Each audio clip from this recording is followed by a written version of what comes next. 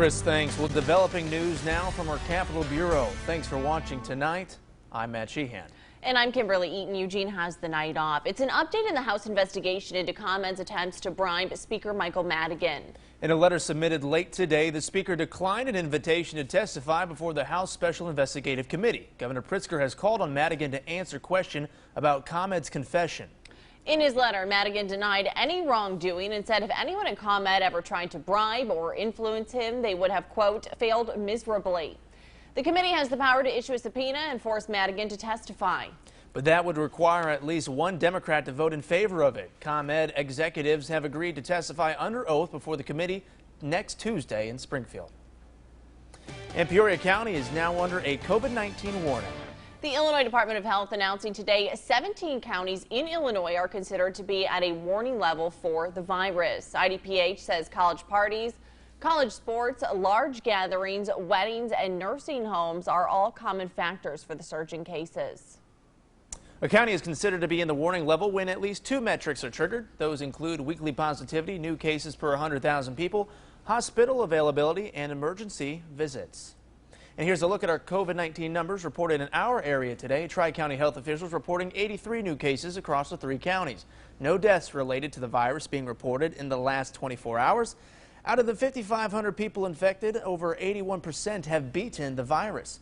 McLean County reporting 19 new cases. The positivity rate going back down, now sitting at 3.3%. That's down from 4.1% reported yesterday. And across the state, Illinois health officials reporting more than 2,500 new cases and 25 deaths. The 7-day positivity rate for the state going up from yesterday. It now sits at 3.6%. Negotiations are underway between the city of Peoria and Local 50 Fire Union. The two met this morning discussing possibly settling the unfair labor practice charge the union filed against the city in 2018. Durante Matthews joins us in the studio with information on where both sides currently stand. Durante. Well, Matt, Kimberly, Local 50 President Ryan Brady says the union would be willing to drop the unfair labor practice in exchange for the city keeping one fire engine open until at least March of next year. Now, Brady says he wants to be clear these meetings have absolutely nothing to do with the motion Councilman Chuck Graham made on the floor Tuesday night. He says the union and the city have been in discussions at the very least for the past 12 months, and they're currently in the same ballpark. He says he doesn't know which engine would be continued, but Engine 4 is still scheduled to close on October 1st. Now, the city also issued a statement saying the resolution on this matter would go before the city council at a later date. Now, Brady says he's scheduled to meet with city leaders again at the start of next week to discuss further. Matt? All right, Durante, thank you for that. Early voting is happening in big numbers throughout central Illinois. And Zach Hatcher joins us now to share what he saw at the Peoria County Election Office today. Zach. Yeah, Matt and Kimberly, it was a packed house at the commission this morning. Everyone was doing their best to stay away from each other and still exercise their right to vote. The beginning of the 2020 elections are off to a big start at the Peoria County Election Office.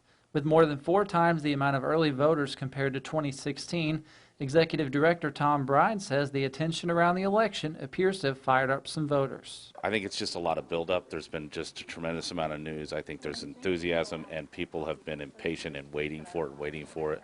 I think they see other states have started voting, so they're ready to vote. So the first day they all showed up. The line stretching from the counter to the parking lot, everyone doing their part to keep others safe from the virus and still cast a ballot. Most people have taken the social distancing serious. We're providing some hand sanitizer. We've got little finger cots for protection. Voters say they're glad to see so much support at the polls. It's been packed today, so it's cool to see, though, that people are out here actually coming out to vote early regardless, so it's nice. I've always waited till the day, so this is one of the few times I voted early, and I did it because I thought that there was going to be a pretty significant rush on Election Day. Bride says each person is allowed one vote, whether it's through the mail or in person. You cannot double vote, and if you try to send a ballot back, that we will know exactly that you sent it back. So we're telling people not to, so they don't get themselves in trouble. Bride says the more early votes that are cast, the less problems they will face on Election Day.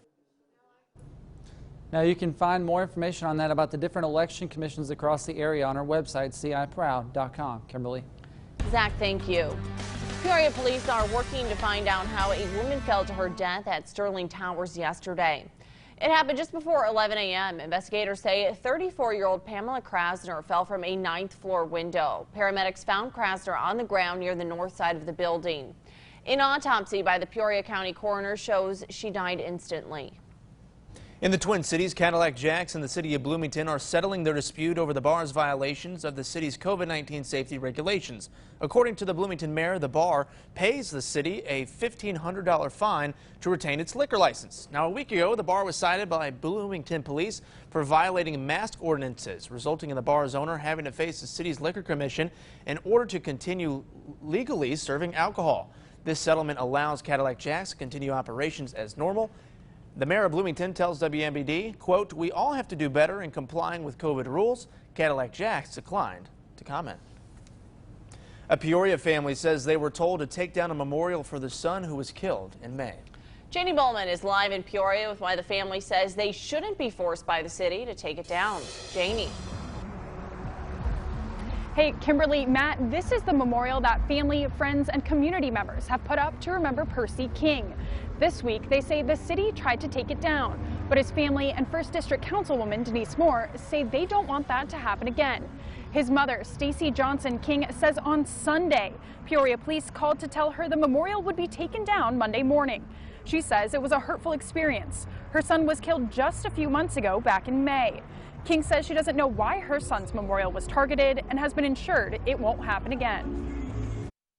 We don't want his legacy to leave just because he's dead. We're going to let it live on. I've directed that that type of thing shouldn't happen in my district going forward until we come out with some type of established policy. Councilwoman Moore says there's no rules or guidelines for how the city handles memorials and thinks that there needs to be an ordinance. She also says she's spoken with leaders at the Peoria Police Department and says there needs to be more sensitivity around how situations like this are handled. She says she's working to get a social worker who will work with the city to handle things like this. For now, live in Peoria, I'm Janie Bowman. Thank you, Janie. A day encouraging kids to be kids. A local children's attraction is letting kids play and explore despite the pandemic. The Children's Discovery Museum in Uptown Normal is hosting its annual Day of Play in a different format. Tomorrow from 8 a.m. until noon, children can play their way at the museum's Play Pack Pickup. Instead of a traditional in-person playtime, the packets give families events like scavenger hunts, story walks, and more. Organizers say the event encourages kids to set their screens down and get outside to play, and that it wouldn't be possible without sponsors. They have made this opportunity possible. Typically, we host Day of Play as a free day full of play, and we were able to continue to do that through our partnership and their ability to help us fund all of the play packs. To pick up your play kit, go to the Trail East parking lot in Uptown Normal. Well, it's been a pretty decent day and a great way to end the work week in central Illinois. Here's a look at our almanac. High of 78, low came in the mid-50s. We're going to be in for a pretty decent warm-up this weekend, but it comes with a price. I will have that forecast coming up next.